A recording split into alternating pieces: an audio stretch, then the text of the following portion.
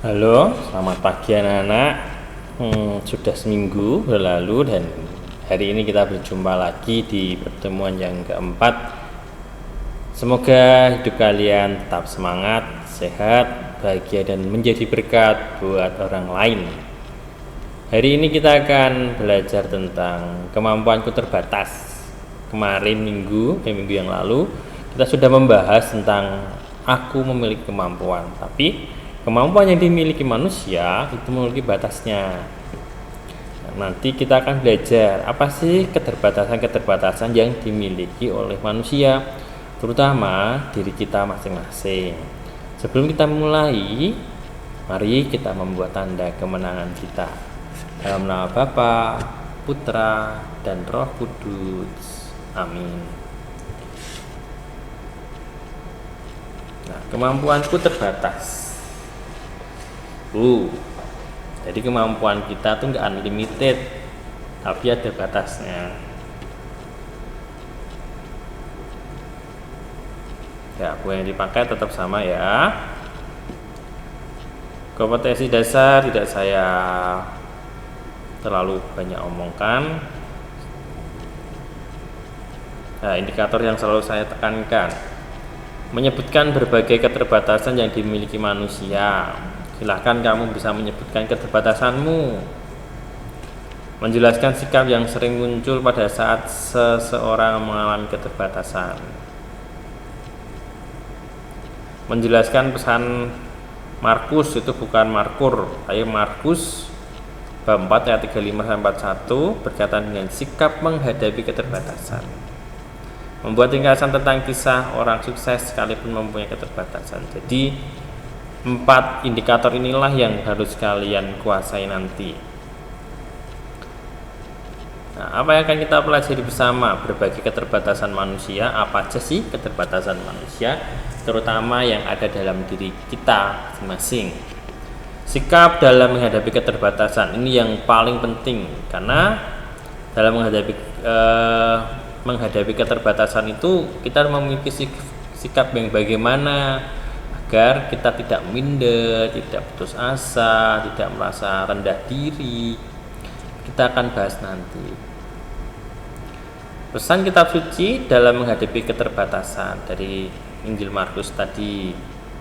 Setiap manusia mempunyai keterbatasan. Beberapa contoh berikut dapat menjadi awal perenunganmu untuk memahami keterbatasan yang kamu miliki. Ada anak yang sangat pandai sewaktu dia SD. Ya, dulu kemarin kamu SD, tapi sekarang hanya menjadi pengamen jalanan karena orang tuanya tidak mempunyai biaya untuk menyekolahkan dia.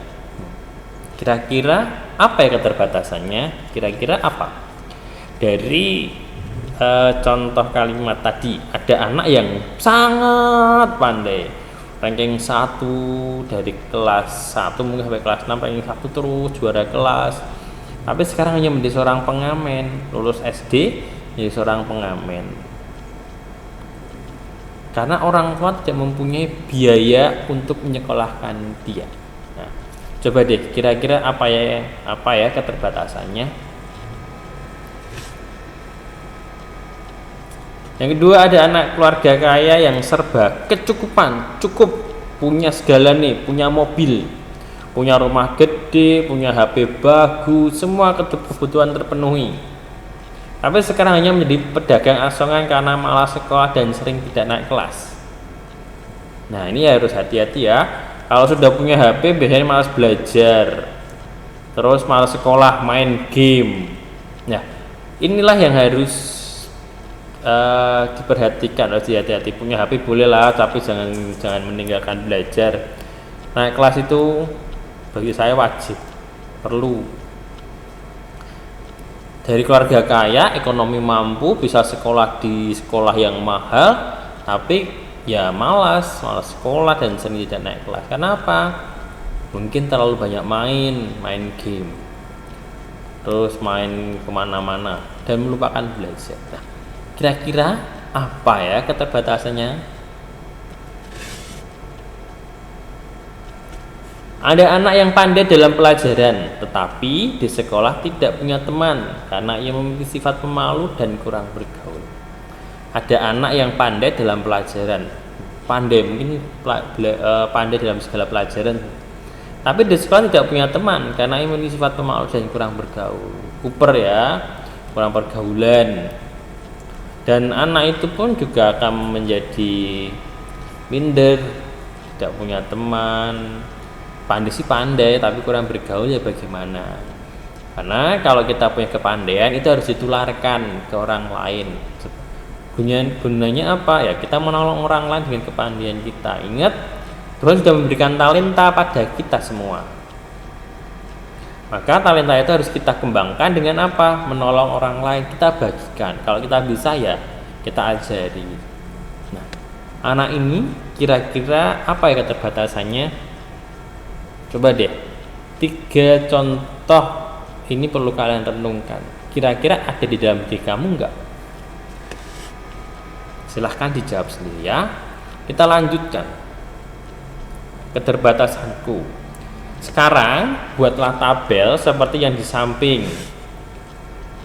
Nah, lalu pikirkan dan ingat-ingat keterbatasan yang kamu miliki. Setelah itu tulislah dan ceritakan sedikit dalam tabel yang kamu buat. Keterbatasanku apa? Di kolom 1. Oh ini Pak. Terus silahkan di uraian itu ceritakanlah. Kerjakan ini di buku tugas kalian, buku tugas agama ya. Ingat, direnungkan dulu keterbatasanku apa ya. Biasanya susah kalau ini ya, tapi silahkan sedapat mungkin kalian mengingat keterbatasanku apa dan ceritakan itu di kolom uraian. Karena kenapa?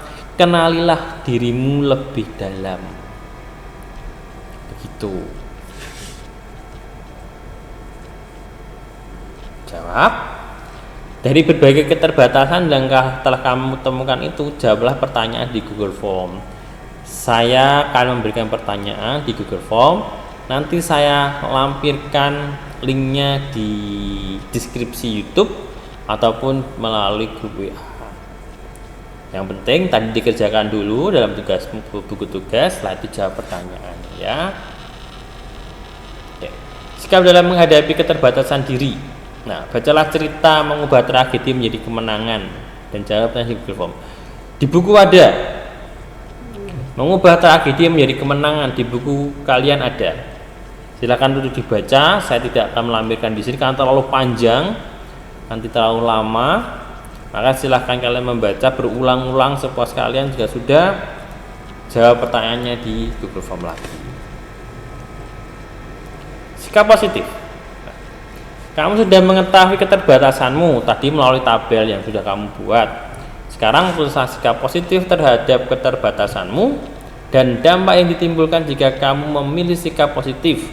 Buatlah tabel seperti yang di samping dan isilah tabel tersebut. Oke. Sikap positif terhadap keterbatasanmu apa? Contohnya, saya memiliki keterbatasan apa ya? Pendek. Saya adalah yang katakanlah saya keterbatasan tubuh saya pendek Pak, tapi dengan sikap positif saya memiliki tubuh pendek dan saya bisa mensyukurinya.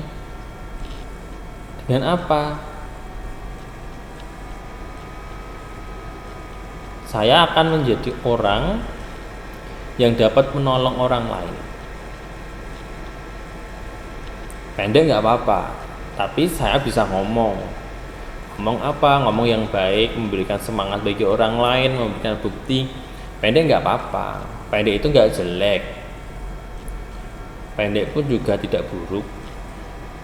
Tergantung cara pikir kita, pikiran kita bagaimana. Kalau kita mensyukuri apa yang sudah kita miliki, yang sudah diberikan Tuhan, pasti kita bisa mensyukurinya. Karena apa? Apa yang sudah diberikan Tuhan itu tidak akan cuma-cuma. Pasti ada hal yang harus bisa kita kembangkan dan kita syukuri. Orang pendek pun juga bisa menjadi berkat bagi orang lain. Jadi nggak usah minder kalau kamu pendek, kalau kamu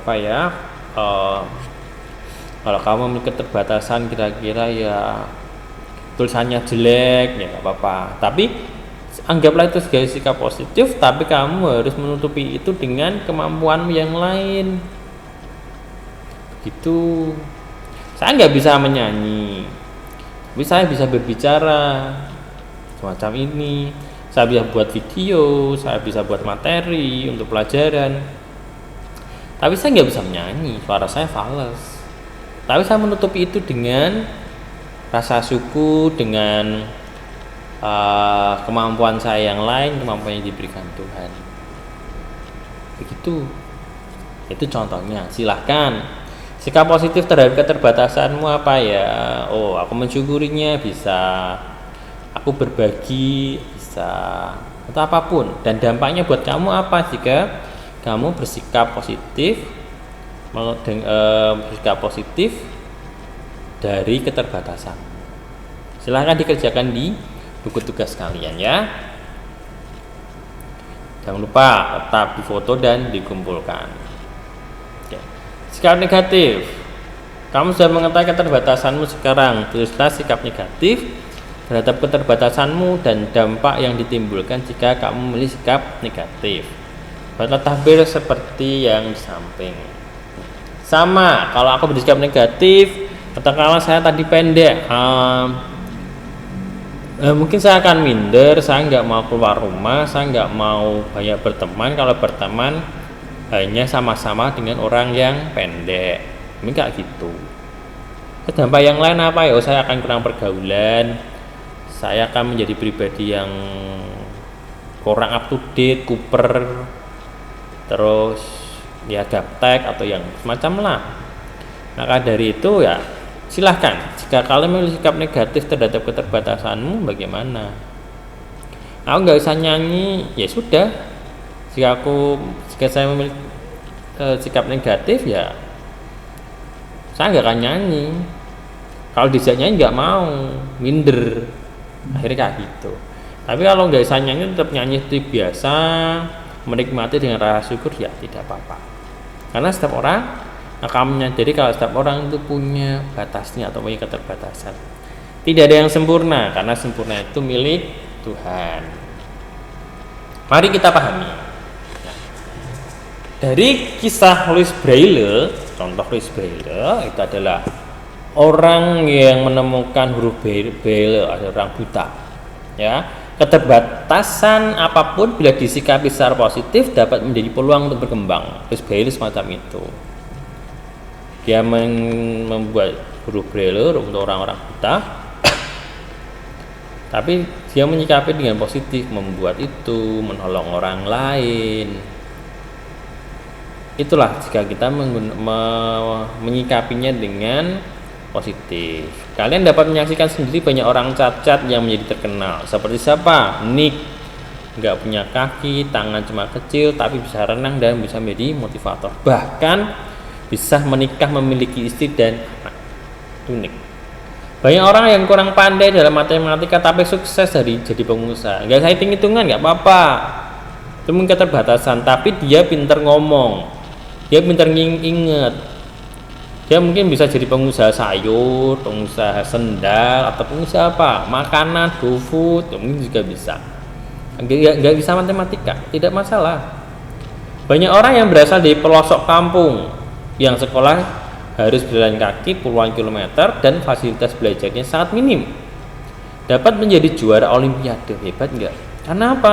Ada niat. Jauh nggak apa-apa, yang penting aku sekolah. Untuk apa? Masa depanku. Kita hidup di Indonesia loh, mau nggak mau, kalau kita ingin hidup lebih nyaman, lebih enak, ya kita berjuang untuk sekolah. Masih banyak lagi contoh yang ditemukan loh ya. Yang penting keberanian menerima keterbatasan, mengakui aku punya keterbatasan ini, aku menerimanya, aku syukuri, aku akan menutupinya dengan sikap positif, mengatasi dengan bekerja keras, yakin bahwa segala sesuatu dapat diraih asal ada tekad. Maka mengeluh, minder, frustasi, iri, atau menghalalkan segala cara tidak akan menyelesaikan keterbatasan yang dimiliki. Ingat, jangan pernah protes dengan Tuhan bahwa kamu memiliki keterbatasan. Tuhan punya rencana dalam hidupmu melalui keterbatasan. Semua orang mempunyai keterbatasan atau pada saatnya tertentu sadar akan keterbatasan. Bahkan murid-murid Yesus pun pada saat tertentu merasakan keterbatasan kemampuan dirinya. Apa yang mereka lakukan? Simak dalam kisah kitab suci Matius bab 4 ayat 35 sampai 41. Silahkan dibuka Alkitabnya.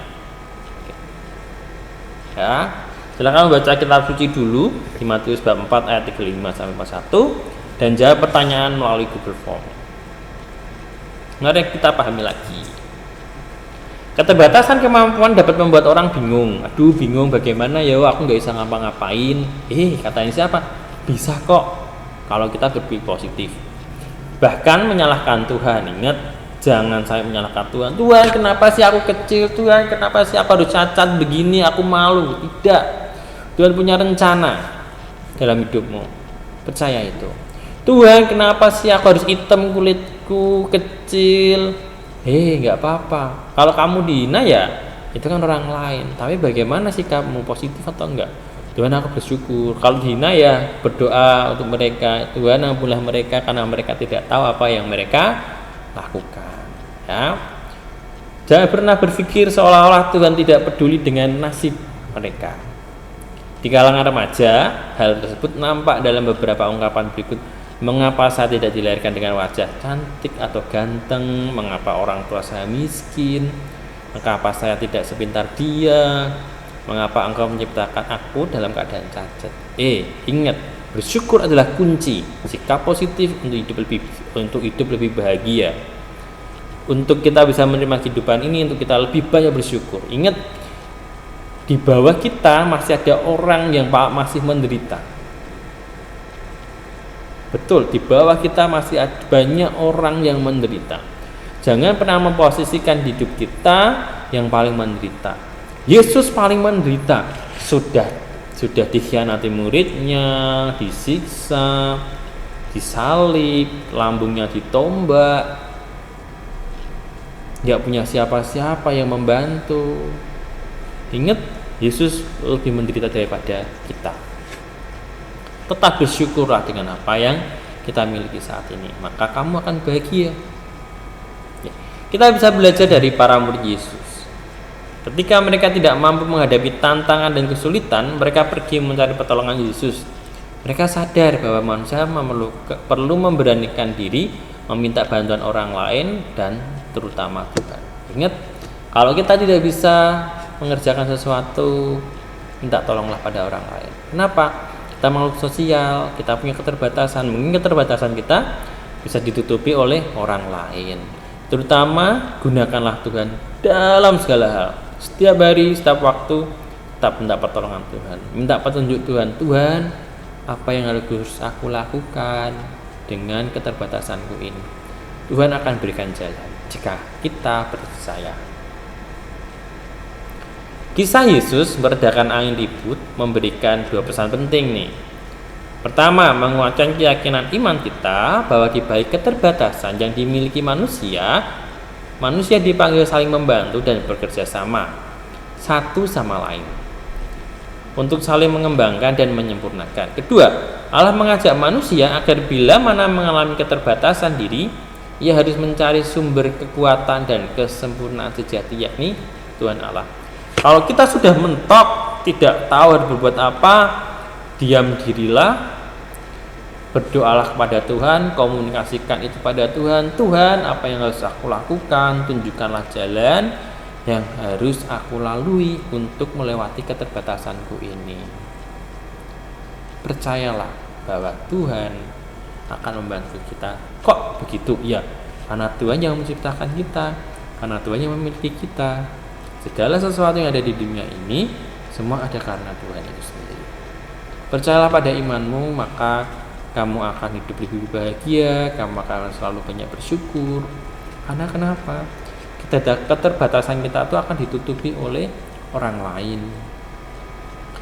Begitu pun sebaliknya, kemampuanmu pun, kelebihanmu akan menutupi keterbatasan dari orang lain. Saling menolong, saling berbagi dengan rendah hati. Itulah yang diinginkan Tuhan, tidak sombong. Nah, mintalah maka akan diberikan kepadamu, jaga maka kamu akan mendapat. Ketuklah maka pintu akan dibuka bagimu. Minta pertolongan. Tanyalah pada saya jika materi ini kurang kalian mengerti. Ataupun kalian ingin mencari referensi melalui internet, melalui buku, silakan. Asal itu bisa menutupi keterbatasanmu. Tugas harus segera diselesaikan. Jangan menumpuk karena kamu akan pusing sendiri. Ya, semoga dapat dipahami. Tuhan memberkati usaha keras dan hidupmu. Salam. Cogito ego sum, spire audi, vivere tota, vita discendulas. Terima kasih atas waktunya. Tuhan memberkati usaha keras kalian, Tuhan memberkati hidup kalian. Semoga apa yang kita pelajari ini berguna untuk masa depan kita bersama. Terlebih kita dapat lebih bersikap positif dengan keterbatasan kita. Sebelum saya menutup pertemuan ini, mari kita membuat tanda kemenangan kita. Dalam nama Bapa, Putra, dan Roh Kudus. Amin. Terima kasih dan berkah dalam.